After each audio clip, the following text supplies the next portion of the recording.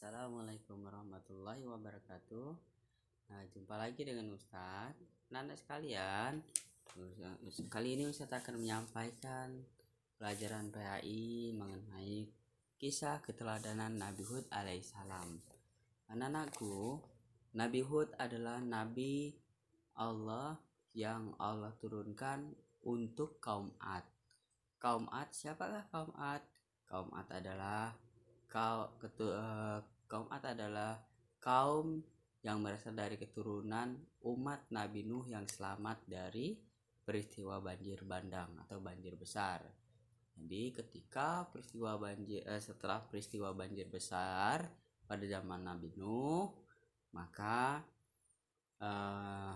kaum nenek moyang kaum Ad mendirikan desa atau mendirikan kota di daerah Ahqaf di Jazirah Arab, tepatnya di daerah perbukitan yang memiliki tanah yang sangat subur. Nah, kesuburan tanah ini membuat kaum Ad menjadi makmur, sejahtera, ekonominya tercukupi, ya. Mereka tidak susah mencari makan atau mencari penghidupan di sana. Nah, setelah Nabi Nuh alaihissalam meninggal dunia, lambat laun atau lama kelamaan kaum Ad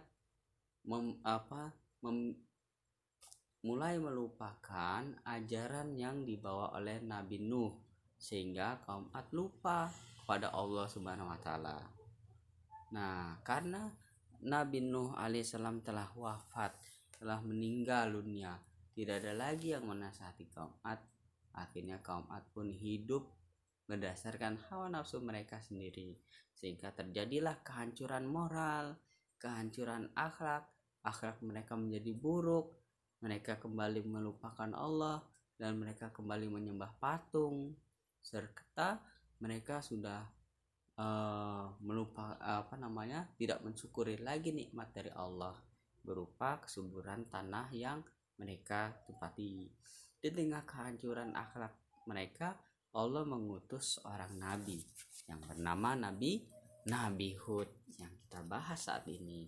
Nah, Nabi Hud pun akhirnya mulai membina kaum Ad, mulai mengingatkan kembali kepada kaum Ad agar kembali kepada Allah Subhanahu wa taala, bertaubat kepada Allah terhadap apa yang mereka lakukan.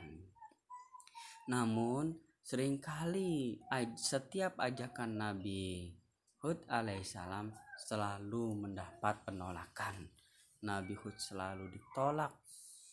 Bahkan Nabi Hud kerap kali dituduh sebagai orang gila. Nabi dibully oleh kaum Ad. Nabi dikatai gila dan lain-lain yang buruk-buruk. Nabi Hud pun tidak putus asa, tidak patah semangat. Nabi Hud tetap tetap berjuang menasehati kaum Ad, memperbaiki umat yang hancur akhlaknya. Nah, oleh karena itu hingga tibalah suatu masa ketika kaum Ad tidak lagi mendengar nasihat Nabi Hud, dan perilaku mereka terhadap Nabi Hud sudah sangat melampaui batas, sehingga Allah pun murka kepada kaum Ad. Kaum Ad semakin dinasihati oleh Nabi Hud, mereka semakin sombong, mereka semakin angkuh, sehingga Allah pun benci. Dan Allah pun akhirnya mengirim angin yang panas lagi kering.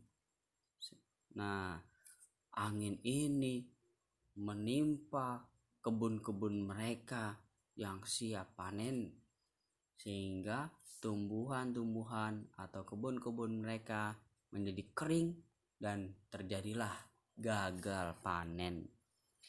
Bukan hanya tumbuhan yang menderita, yang kering, ternak-ternak mereka pun mulai mati, berjatuhan, bergelimpangan, karena ternak mereka tidak bisa makan rumput-rumput kering, apalagi kebun-kebun yang berisi tumbuhan-tumbuhan.